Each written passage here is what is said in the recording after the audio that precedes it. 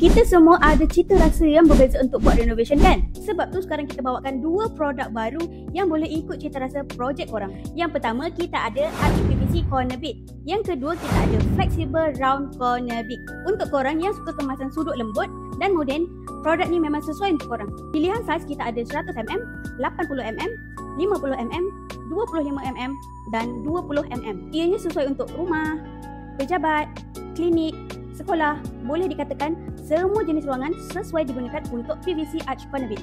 Yang kedua kita ada Flexible Round Corner Bead.